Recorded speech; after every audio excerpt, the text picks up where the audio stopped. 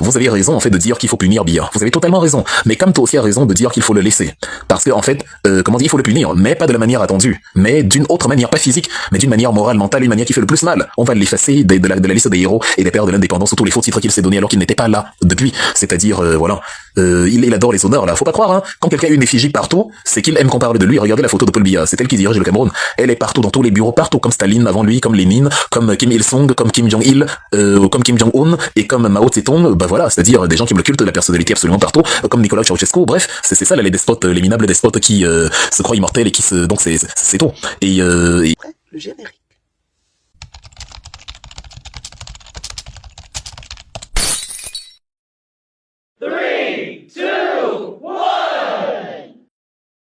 De retour sur cette page, je vous souhaite à tous et à chacun la bienvenue. Si c'est la première fois que tu chutes ici, restez-y. Ne bougez pas.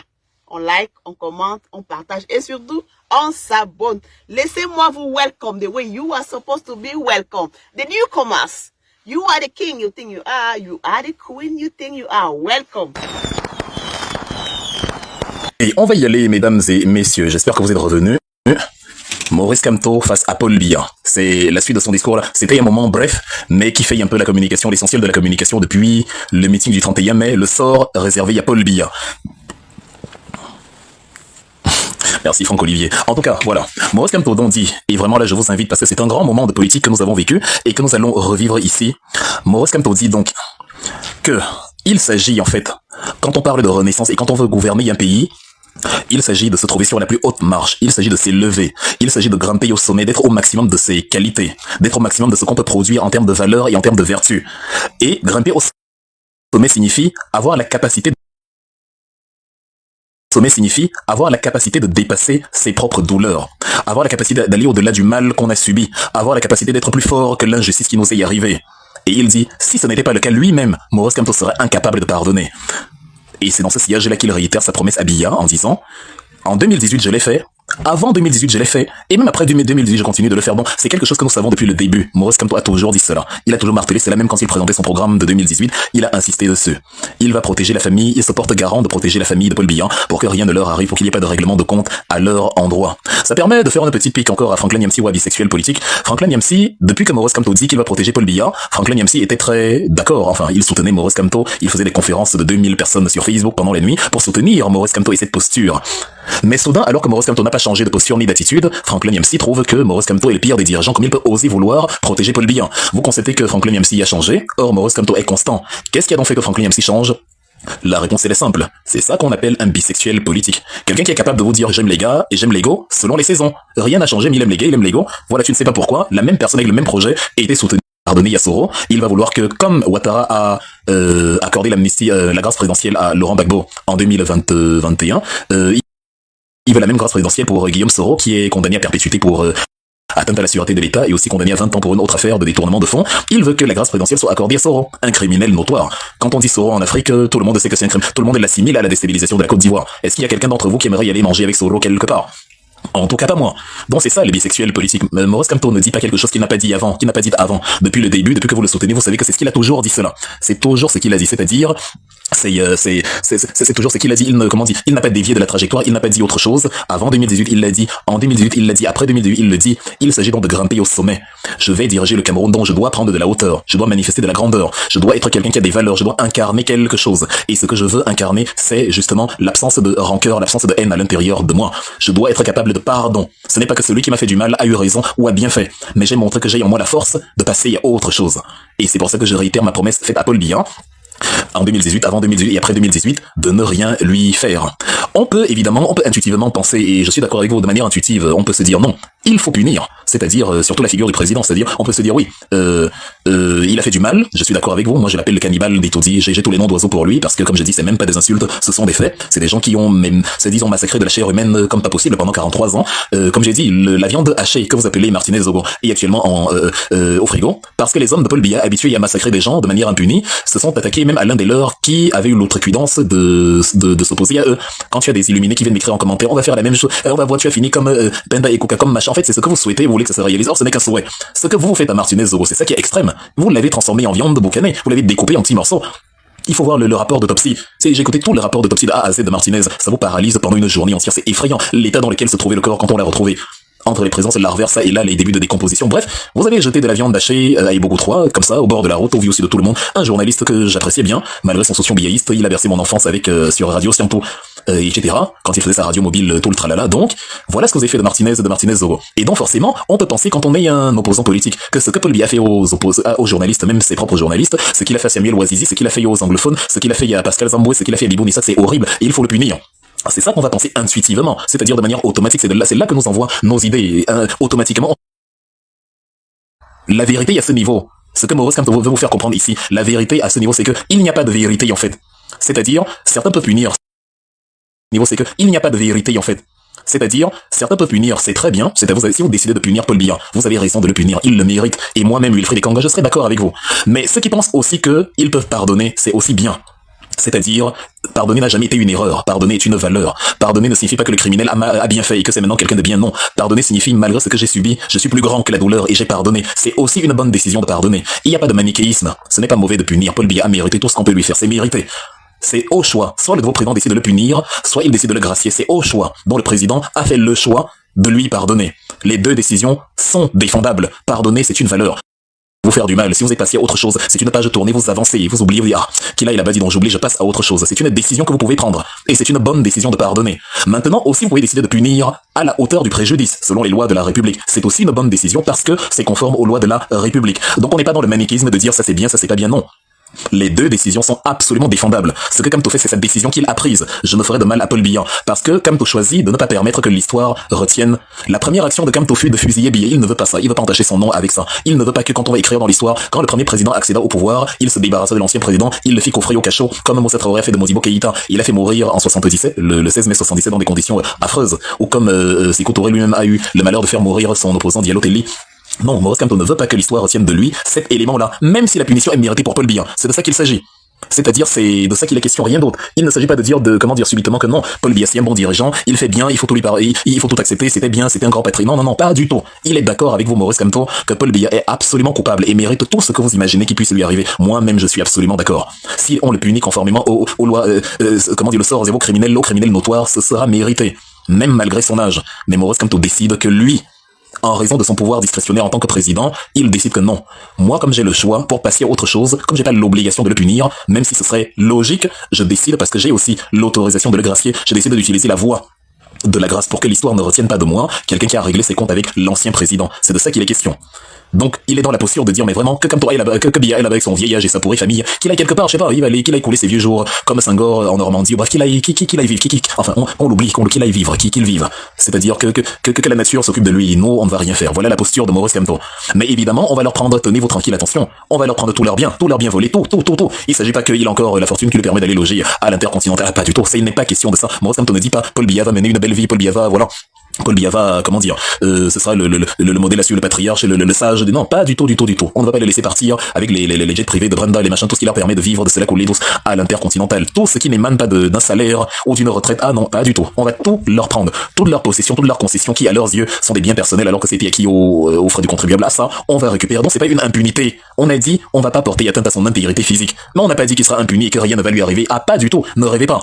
Donc, tout ce qu'il possède et qui n'est pas justifié sera récupéré. Bon, fini l'Intercontinental, fini les jets privés, fini. On va à fortiori garder uniquement la rente viagère. Ce qu'on donne aux retraités, là, et voilà. Et évidemment, elle sera mesurée et conforme au niveau de vie des Camerounais. Comme on le voit en Suède, en Finlande. J'étais à Stockholm, il y a quelques temps. Vous voyez, c'est-à-dire, la manière dont les autorités se comportent. C'est-à-dire, vous êtes devant le palais présidentiel, le palais du roi, le palais du premier ministre, le palais de telle autorité. Mais limite, c'est comme si vous étiez devant un bâtiment, un centre commercial. Il y a rien de magique, il y a pas de barrière, il y a rien. Tout est accessible. Et c'est d'ailleurs ce qui avait conduit le premier ministre suédois, très célèbre, très aimé, Olof Palme, le 28 février 86, à être assassiné par une sorte d'anarchiste au centre-ville de Stockholm, alors qu'il sortait d'une représentation théâtrale avec sa femme. Et voilà, il était assassiné parce qu'il avait même refusé l'escorte. Il avait un garde du corps, un seul. Mais même celui-là a dit à son garde du corps, pardon, va dormir, je vais voir mon film, je veux pas que quelqu'un me suive comme mon ombre, ou bien. C'est ça la mentalité scandinave. Et aujourd'hui, vous les voyez pas avec plus de 1-2 gardes du corps. S'il aime la possibilité d'échapper à sa garde et de marcher seul, vous le retrouvez seul, même dans les transports en commun ou à vélo, au centre d'Oslo ou de Stockholm ou de Helsinki.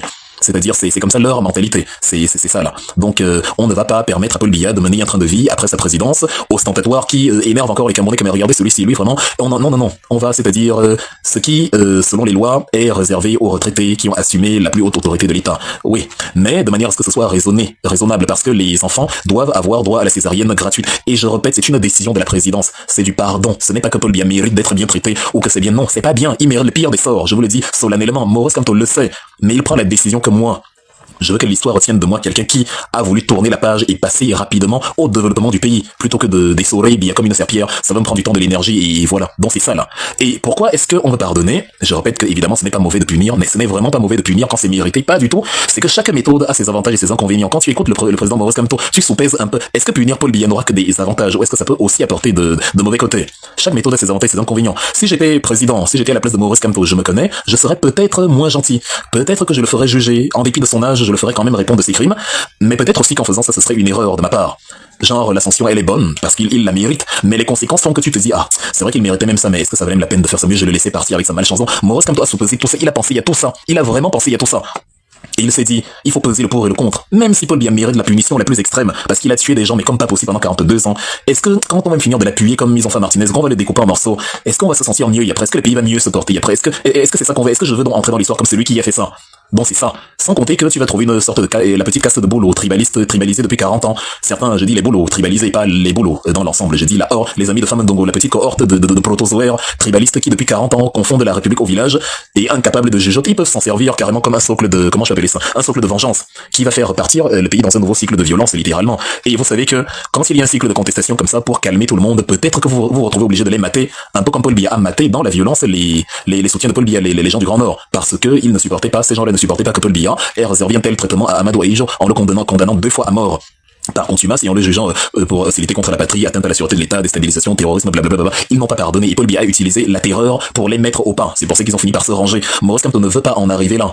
Parce que finalement, les conséquences d'avoir exterminé Paul Biya peuvent justement se retourner contre la gouvernance de Maurice Kamto. Et si bien qu'un peu comme Gbagbo en Côte d'Ivoire, tu as passé ta vie, ton mandat à résoudre les crises politiques, tout ça parce que tu as voulu liquider Paul Biya, alors que c'est un temps que tu pouvais utiliser pour le développement. C'est les frères du village au Cameroun, il y a certains frères du village qui sont tellement endoctrinés, tellement lobotomisés que eux, c'est vraiment une question de village. C'est une question de se dire, c'est mon frère, c'est mon nom, on est là depuis 40 ans, c'est ankylosé, c'est métastasé, ils sont à un point de non-retour. Ou franchement, pour eux, ils deviendront les ambazoniens de demain. Or, on a déjà les ambazoniens aujourd'hui qu'il faut déradicaliser. On va pas créer une nouvelle poche de contestation. Donc, c'est pour ça que Maurice Kamto évite en pesant le pour et le contre. Il se dit, est-ce que si je liquide Paul Biya, ça ne va pas faire naître une nouvelle poche de contestation des gens qui, même si la sanction est méritée, ne vont pas comprendre que ce n'est pas une question de frère du village, c'est une question de quelqu'un qui méritait sa punition. Donc mieux vaut pour que le pays avance, laisser Paul Biya aller avec sa malchance, on le laisse vivre et mourir naturellement, et on continue nous le développement du pays. Parce que sinon, si les gens se dressent et veulent de la contestation, et font de la contestation d'une manière barbare, je vais être obligé de déployer les gendarmes, les militaires, les policiers, machin, pour les tranquilliser, pour les mater comme Paul Biya faisait, et finalement, ça nous renvoie à la case de départ, et on parle déjà de moi comme le nouveau dirigeant Maurice Kamto, après avoir incarcéré son opposant vieillard de 93 ans sans la moindre pitié, toutes les associations vont nous tomber dessus, maintenant ils matent les contestations, bah vous voyez, c'est comme ça qu'un pays part en vrille, alors que, en disant à Paul Biya, pardon, go avec ta malchance, au moins on passe plus vite à autre chose, même si ça nous énerve, parce qu'on aurait bien aimé le découper en morceaux, vu que c'est mérité, c'est un vil assassin, un tribaliste notoire qui a sinistré le Cameroun pendant 43 ans. Donc c'est ça là. Donc, conclusion, c'est même pas la conclusion. On est encore sur ce sujet. Il faut que ce soit clair pour les uns et les autres. Même si personnellement, moi, dont Wilfried Ekanga, je ferais peut-être les choses autrement. C'est-à-dire, la maturité politique exige que quelqu'un me dit, je me répète, tu payes l'abonnement, le PRC avec ta salive. Si je me répète, mais vas-y, si tu as tout compris, pourquoi tu restes là? C'est-à-dire, je me répète, même quand on se répète, vous revenez demain avec les mêmes choses. On parie, je vais faire une conférence demain, vous allez reposer la même question. C'est pas pour rien qu'on prend le temps de tout vous expliquer. Parce que vous revenez avec la même chose, il y a qu'à voir les éléments de langage des biaïstes ici. C'est bien, la répétition, la mère de l'éducation, faut que ça entre. Parce que c'est ça qui alimente les débats actuellement. Faut que les gens comprennent exactement pourquoi Maurice Kamto a pris cette voie-là. Donc même si moi, Wilfried, je ferais autrement, la maturité politique exige que je n'écoute pas les voix de la vengeance. La maturité politique exige que j'examine les avantages et les inconvénients de chaque solution. Il y a aussi des avantages au pardon. Là, je vais citer quelques-uns. Bah, je suis du MRC, mais tu te répètes, mais dégage, je me répète, et alors? Tu n'es même pas du MRC, ça c'est, tous les MRCistes défendent leur nom. Il s'appelle Vera Laches Perfect. Si je te dis que tu l'as MRC à la page 82 du programme, tu sauras, tu es de quel MRC? Un MRC qui connaît pas le programme du MRC. Et MRC, je me répète n'importe quoi. Oh là là. Donc si tu es du MRC, c'est Meyon Rikoscos, voilà ce que ton MRC signifie. Je suis du MRC, je me répète, mais tu te répètes, mais dégage, tu es du MRC, donc tu sais déjà, Thomas libère les lieux. Hi, sale part. Ah, c'est, vous faites trop rire. Donc bref, je dis donc, moi, je ne ferai pas comme le président, mais il y a des avantages à pardonner. Le premier avantage au pardon, c'est le suivant. Autrefois, on disait que la MRC est violent, c'est un parti violent, c'est un parti, voilà, très violent, c'est ce que les biaistes disent. Mais comment ils vont donc faire maintenant qu'on a dit que nous, on va protéger Paul Biya? C'est une manière pour Maurice Kamto de désarmer l'adversaire. C'est-à-dire, on a laissé dans votre président tranquille, votre frère du village tranquille. On ne l'a pas tué, on n'a pas tué l'ancien président. Et l'histoire retient donc que Maurice Kamto n'a pas fait de mal à l'ancien président. Ça va davantage grandir Maurice Kamto que le diminuer. Ça va montrer qu'il est conscient, il a dit que oui, Paul Biya mérite tout ce qu'il a fait. Mais je ne suis pas là j'ai pas le temps pour le punir, pour le lyncher. Il n'est pas, c'est pas quelqu'un de bien, c'est quelqu'un qui a fait énormément de mal à moi, même Maurice Kamto, il a fait du mal. Mais je ne le lynche pas, je pardonne. Et l'histoire va ça va le grandir bien plus que s'il sanctionne Paul Biya. S'il sanctionne et punit Paul Biya, ça va satisfaire notre ego personnel, notre envie de régler nos comptes à cet homme-là qui nous a vraiment mis dans un état pas possible. Mais Maurice Kamto a une destinée à écrire, une réputation présidentielle à protéger. Quand l'histoire va parler de lui dans 50 ans, on dira Maurice Kamto arriva au pouvoir et les premières mesures furent d'une virtuosité et d'une vertu qu'on n'avait jamais vue dans l'histoire du Cameroun. Contrairement à Ahidjo, qui avait fait payer à ses opposants, contrairement à Paul Biya, qui avait laissé Ahidjo à l'étranger, Maurice Kamto décida de ne pas faire de mal à Paul Biya. Ça va marquer la différence. C'est ça qu'on appelle la renaissance du Cameroun, même si on a envie d'en découdre avec Biya. Avantage numéro 2. Parfois, vous savez, on punit mieux quelqu'un en lui pardonnant. Vous avez vu le biaïste qui me disait ici, qui m'insultait et que j'ai dit Maurice Kamto t'aime, il me dit non, on ne veut pas. Et oui, parfois quand quelqu'un vous insulte, vous lui dites je t'aime, ça l'énerve plus que mieux tu l'insultais, mais tu lui dis je t'aime, il s'attendait pas à ça. Comment tu lui dis je t'aime? Lui, il vient pour la bagarre, il vient t'insulter, il a envie de dire que tu es violent, mais toi tu dis je t'aime, non, ça le désarme. Et donc Maurice Kamto utilise cette option en disant ceux qui disent donc ceux qui ne nous aiment donc pas, on va les surprendre en leur pardonnant. En tout cas Paul Biya, on va pardonner leur chef, leur boss, on va lui pardonner. On dit que oui, c'est-à-dire on te fait rien.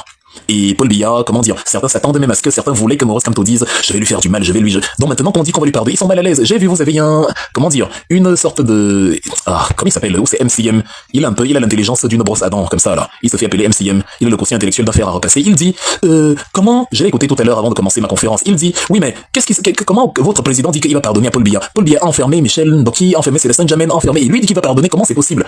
Donc vous voyez que les biaïstes finalement, depuis que Kamto a dit que, il va pardonner à Paul Biya, c'est maintenant eux qui nous rappellent le mal que Paul Biya a fait. Paul Biya a enfermé Célestin Jammeh, Michel. Moi j'ai cru que c'était Kamto qui avait enfermé ces gens-là. C'est pourtant eux qui nous disaient à l'époque, Kamto a laissé, il a mené Bibo Nissak en prison, il a. Mais maintenant qu'on dit bon on va pardonner à Biya, c'est eux qui nous rappellent que non, en fait c'est Biya qui l'a mis en prison. Ça les déstabilise. Les gars, on va pardonner à Paul Biya, ça a beaucoup d'avantages. Le président Maurice Kamto est quelqu'un de très intelligent, il sait ce qu'il fait, il sait où il va. C'est pardonner aussi à des avantages. Ça désarme l'adversaire. Tant que tu empêches l'adversaire de récidiver et que tu lui enlèves ce qu'il avait, c'est-à-dire ses influences, son influence politique, son pouvoir politique et tout, tu lui enlèves le tapis rouge, mais tu lui dis à part avec ta malchance. Parce que maintenant, nous, on va s'occuper à transformer le pays. Et transformer le pays demande du temps, demande de la concentration, plutôt que de gérer ce que j'appelais en haut les nouvelles poches de la résistance. Donc, on lui pardonne. Et les biaistes ils sont un peu contrariés. Ils ont envie de nous critiquer sur la mesure, mais s'ils nous critiquent, on va leur dire, mais finalement, vous voulez alors qu'on punisse Paul Biya, on comprend plus. Ça les désarme. La décision de pardonner Paul Biya les met très mal à l'aise. Ça les rend confus. Et ils voulaient qu'on dise qu'on va en découdre. Cela permettait de dire, voilà, vous confondez la politique avec les règlements de compte. Or, Paul Biya mérite tout ce qu'on peut lui faire, Les Romains ont exécuté Nicolae Ceausescu et sa famille le 25 décembre 89 en plein centre-ville à Bucarest pour tout le mal qu'il leur avait fait. Donc, si nous décidons d'en découdre, d'en finir avec Paul Biya, ce sera aussi quelque chose de mérité pour tout le mal qu'il a fait aux Camerounais. Et quand Maurice Kamto dit non, moi je pardonne, ça met l'adversaire en très grande difficulté. C'est-à-dire, il faut prévoir des coups d'avance qui déstabilisent l'ennemi. Surtout quand on sait que l'ennemi est dépossédé de sa puissance de nuire, de sa capacité de nuisance, il ne nuira plus. Donc, on peut passer à autre chose, c'est ça l'esprit. Ce n'est pas comme si on est en pleine guerre et si on le laisse, il va continuer de sévir. Non, on le réduit à sa plus simple expression et on continue la transformation du pays. Prenez l'exemple de Sisiko Ayuk Tabe et des autres résistants ambazoniens, ceux qui combattent Paul Biya et, ceux qui combattent le pouvoir à Etoudi. Ce sont des meurtriers. Ayuk Tabe, on le sait. C'est des leaders ambazoniens, les Ebenezer Akwanga, les Yabacho et consorts. Ce sont des gens qui ont, en prenant les armes contre l'État du Cameroun, ils ont commis énormément d'exactions contre les civils. On le sait très bien. Mais le problème, quand on dit qu'on va libérer les prisonniers politiques et qu'on va discuter sur les questions anglophones, ce n'est pas parce que Ayuk Tabe et les autres deviennent gentils et que c'est des gens à protéger. Pas du tout. C'est-à-dire absolument pas. On est juste en train de dire que, quitte à choisir de deux mots, on choisit le moindre mal. Parce que si on laisse Ayuk Tabe en prison, ça va faire continuer la guerre et plus de Camerounais vont mourir. Si la libération d'Ayuk Tabe peut stopper la guerre, c'est plus rationnel de libérer Ayuk Tabe et de passer à autre chose. Comme ça, moins de Camerounais meurent. C'est du pragmatisme politique, tout ce qu'il y a de plus banal. À aucun moment, ça ne veut dire que c'est des gens bien, c'est des vertueux. Bon, encore que c'est Paul Biya qui a enclenché cette histoire de guerre anglophone. Ayuk Tabe, à l'époque, c'est un petit prétentieux, en fait, qui a une mentalité de diplomate, qui se prenait pour un chef d'État, qui voulait rencontrer Biya. Il n'était même pas partisan de la lutte armée au début. L'arrogance de Biya et l'influence des autres l'a conduit à se radicaliser et à dire que oui, ça doit se finir en contestation armée. Donc c'est ça là. Et si nous disons dans notre programme politique pour résoudre la crise anglophone, on va discuter avec les ambazoniens, on va discuter avec les partis politiques, on va discuter avec tout le monde, on va libérer les prisonniers politiques, c'est dans l'optique de pacifier le pays. Parce que si ces gens-là qui ont été radicalisés et dont la radicalisation s'est métastasée restent en prison, le Cameroun va continuer son épopée sanglante. Or, il faut que ça s'arrête. Après de sinon plus de 10 000 morts en près d'une décennie, ce n'est plus tenable. C'est ce que j'ai toujours appelé les geysers de sang. Et il faut que les geysers de sang justement prennent fin. Donc si je dois choisir, est-ce que comme monsieur Ayuk Tabe est très méchant, mais finalement pas la solution à choisir par rapport à l'incarcération en fait méritée d'Ayuk Tabe qui conduira à la perpétuation de la guerre. La politique, c'est une exigence de pragmatisme, tout simplement. Que nous dit Blaise Young? C'est un humoriste qui dit souvent que j'ai peur de débattre avec lui. Vous savez que les gens ont besoin de débattre avec Wilfried pour se faire une célébrité. Donc, il faut champion de incohérence et de manipulation comme Camtobon. Il faut quand même écrire champion de l'incohérence, non? Tu es tellement pressé pour écrire que dans ta frénésie, tu oublies le L apostrophe. Bref, tapote le live, envoie des cadeaux et suis la suite. On ne va pas te bloquer. Écoute tout simplement. Je t'ai rendu un peu célèbre devant 600 personnes. Je crois que ça te fait plaisir. Depuis des semaines, tu me cours après comme une femme mal aimée parce que tu veux débattre. Votre palmarès, j'ai débattu avec Wilfried. Cherchez à changer le pays, à transformer le pays, à arrêter les petites batailles. Débattre avec toi est l'essence même de la perte de temps. Je n'ai rien à y gagner, tu es un non-événement. Donc cesse de courir après Wilfried comme quelqu'un qui ne peut pas digérer son gourmand et concentre-toi sur les grandes batailles. C'est-à-dire le trophée. J'ai débattu avec Wilfried n'est pas un trophée. J'ai déconstruit Wilfried. C'est devenu votre trophée. Tu vois, j'existe par moi-même. Je fais ma conférence. Il y a plus de 600, 700 personnes en ligne. Or, je parle seul depuis plusieurs heures. Car je n'ai pas besoin que je débatte avec je ne sais qui. Si je débat avec toi, les gens vont plutôt me dire Wilfried, qu'est-ce que tu fais avec celui-là? Tu n'as rien de mieux y à faire, mais toi, tu as besoin de débattre avec Wilfried pour exister. Calme-toi, cher ami. Écoute la conférence, tout simplement. Celui qui n'aime pas ou qui me trouve désagréable se désabonne. Vous payez pas l'abonnement. Vous êtes drôle. Qui vous a dit que je suis là pour vous faire plaisir? Je vous ai déjà dit, allez lire le livre de Franz-Olivier Gisberg. Pour réussir en politique, je cite, il faut savoir inquiéter et déplaire. Mon rôle est de vous déplaire. Quand votre ami Blaise et ses amis RDPcistes me montrent qu'ils ne m'aiment pas, je suis très content. Ça veut dire que je fais exactement ce pourquoi je suis dans l'espace public. L'adversaire n'aime pas la vertu, la vérité et les valeurs. Si tu les partages, il ne t'aimera pas. Donc c'est dans l'ordre des choses. Donc calmez-vous. Celui qui est fâché cesse de me payer l'abonnement Internet et ne se connecte plus. Sinon vous aviez un sadomasochisme un peu difficile à comprendre. C'est-à-dire Wilfried est désagréable, arrogant, mais tu es quand même là, c'est très drôle.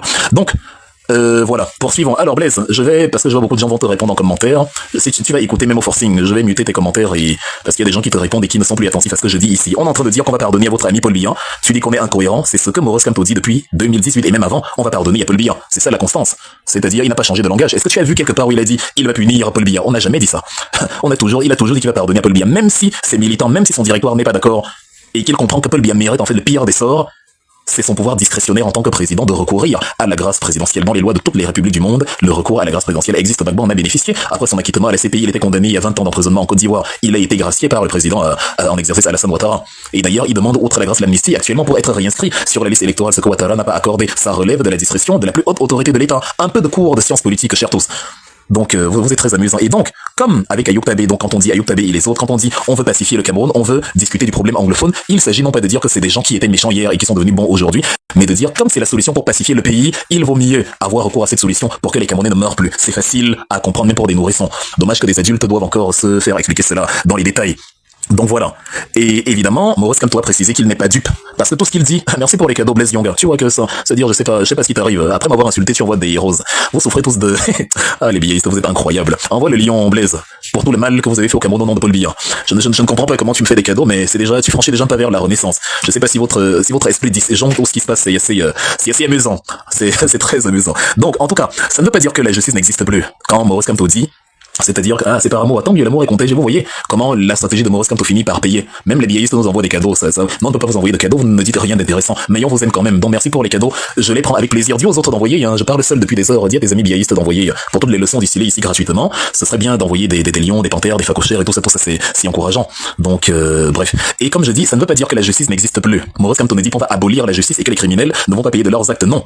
Mais, comment dire, la solution qu'il adopte ici de pardonner, c'est une solution qui devient inévitable quand les poches de résistance sont métastasées, ankylosées, en fait, coagulées, quand ça atteint une sorte de point de non-retour. Dans le cas de Biya, par exemple, le tribalisme compulsif, pendant plus de 40 ans qu'on a distillé aux gens de Mayo Centre, fait que, pour éviter des remous de la part de gens qui ont toujours vu Biya comme le propriétaire du Cameroun, et qui ne vont pas comprendre comment le propriétaire du Cameroun se fait maintenant essorer comme une serviette, et qui vont peut-être devenir les Ambazoniens de demain, pour éviter cela, Maurice Kamto dit, pardon, partez avec votre malchance, on ne lui fait rien. Dans le cas des Ambazoniens, c'est pareil, ça fait près de 9 ans que ils se sont, radicalisés, et il n'y a pas de point de retour possible. Soit on discute avec eux pour un découpage fédéral, vu qu'on ne veut pas la sécession, et eux non plus d'ailleurs, ils voulaient la sécession parce que Paul Biya ne les écoute pas. Si on les écoute et on leur offre l'autonomie, ils accepteront. Et si on libère justement les figures de la contestation, malgré tout le mal qu'ils ont fait, parce que c'est malheureusement la solution pour pacifier le pays, on est obligé de le faire. C'est ça la stratégie Maurice Kamto, elle est tout à fait cohérente. Donc quand Blaise dit qu'on n'est pas cohérente, désolé, on est absolument cohérent de A à Z.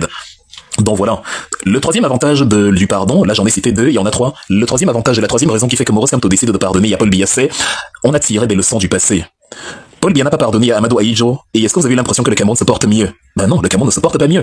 Même si Paul Biya, parce qu'Aïdjo, c'est quand même celui qui a tué Ernest Wenger, qui a tué Hossein Diafana, qui a tué Félix Roland Moumier, c'est-à-dire c'est terrible, c'est un sanguin, c'est un criminel notoire, Amadou Aïdjo. C'est-à-dire, outre ses bons résultats économiques, politiquement, avec ses amis français, c'est un boucher, mais incroyable. Il a dissous les partis, il a instauré le parti unique, une terreur absolue. Donc voilà, c'est un criminel. Et Paul Biya a décidé de, bon, pas de rétablir la justice au Cameroun, mais de régler ses comptes personnels avec Aïdjo. Et donc, sur ordre de François Mitterrand, Paul Biya a décidé de mener la vie dure à Amadou Aïdjo et de le laisser même par-delà la mort croupir au Sénégal. Donc, on a regardé après le Cameroun, on n'a pas l'impression que le Cameroun vit mieux. On a même l'impression qu'une sorte de malédiction s'est abattue sur le pays, où rien ne marche, c'est-à-dire, voilà. Donc, on essaie de tirer des leçons du... Je ne suis pas superstitieux quand je dis malédiction, c'est vraiment politiquement. Je ne dis pas que Aïdjo était tellement saint que les dieux nous ont punis parce qu'on l'a mis. Même Aïdjo méritait tout ce qui lui est arrivé. Mais le Cameroun ne s'est pas porté mieux parce que Paul Biya l'a puni. Donc, nous, on essaie de tirer des leçons du passé. On a jeté Aïdjo, mais regardez maintenant comment vous-même vous réclamez le retour de Aïdjo. Parce que, on s'est dit, un ancien président qu'on enterre comme ça à l'étranger, c'est pas bien quand il fallait, c'est comme une figure de l'histoire du pays. C'est malgré les assassins, malgré que c'est lui qui a tué nos résistants. C'est-à-dire, c'est lui qui a liquidé nos résistants, lui et les autres. La France, André Marin Bidaï et tout le tralala, c'est eux qui dirigeaient le Cameroun dans les années 58 jusqu'à 1971, date de l'assassinat, de l'exécution d'Ernest Wenger, de Gabriel Tabeu, de Raphaël Fouting, à Bafoussam. Donc, voilà. Et Maurice Kamto dit, c'est pas ça, en fait. Je ne viens pas au pouvoir pour liquider Paul Biya. Je viens au pouvoir pour construire le Cameroun. En liquidant Paul Biya, ça ne fait pas partie de mon programme politique. En liquidant Paul Biya, je n'ai encore résolu aucun problème. C'est-à-dire, je n'ai encore rien résolu. En liquidant Paul Biya, tout reste à refaire. Peut-être qu'en liquidant Paul Biya, je génère même un problème qui n'existait pas quand je ne lui avais encore rien fait. Donc, c'est ça, là. On essaye de tirer des leçons du passé parce que régler ses comptes, c'est un mauvais point de départ pour la réconciliation. C'est-à-dire vraiment, comme on dit, et comme je ne fais que dire depuis Maurice Kamto est en mode, Biya, pars avec ta malchance, vraiment, pars avec, on t'oublie. Considère que tu n'as rien fait, on t'oublie. C'est-à-dire, on passe à autre chose, on construit le pays.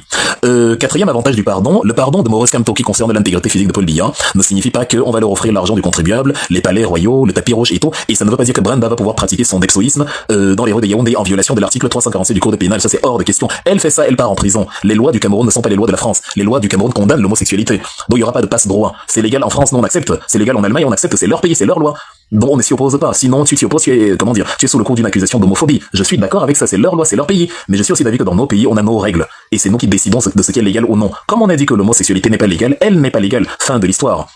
Peut-être qu'un jour dans 18 générations, elle le sera, je ne sais pas. Peut-être qu'un jour même en France, ce qui a légalisé, elle redeviendra illégale. C'est l'histoire des civilisations est dynamique. Actuellement, les Camerounais ne veulent pas que l'homosexualité soit légale. Et elle ne sera donc pas légale sous la MRC. Et donc si Brenda veut épouser ces Brésiliennes ou je ne sais quoi, elle le fera hors du pays. On ne va pas tolérer qu'elle le fasse à Yaoundé. Et ce n'est pas parce qu'on a accordé la protection à sa famille qu'elle pense qu'elle peut violer les lois a posteriori et rien ne va lui arriver. Ah, pas du tout. Donc quand Maurice Kamto dit, je ne vais rien faire à Paul Biya, à aucun moment, il me dit que les lois vont cesser d'exister. De la même manière, Monsieur Franck ne va pas continuer à mener ses activités au calme, où il sinistre le bois du pays avec des contrats mirobolants, alors qu'il n'a jamais servi à rien ni à quelqu'un. Ça aussi, ça va prendre fin. Donc la justice va continuer de travailler. Chantal Biéto, elle va rembourser tous ses sacs à main, non, je sais tout. C'est-à-dire, les villas, les machins que vous allez d'abord expliquer ça vient d'où. On ne va rien vous faire physiquement, mais on ne va pas vous laisser croquer l'argent du contribuable après avoir quitté le pouvoir. Ça, c'est hors de question. Les enfants ont besoin de césariennes gratuites, les mamans ont besoin de couveuses et tout l'arsenal qui permet une naissance en bonne et due forme. Donc tout ça sera fait pour que justement l'essentiel des Camerounais bénéficie de la richesse publique et non plus une caste de privilégiés. C'est ça la renaissance du Cameroun. Quand on dit renaissance, ce n'est pas qu'un slogan.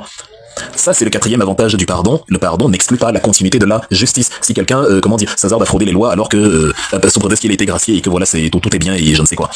Le cinquième élément, celui qui va peut-être vous plaire, le cinquième avantage du pardon, c'est que l'histoire avec le MRC ne va pas retenir de Paul Biya qu'il a été le grand bâtisseur. Ah, pas du tout.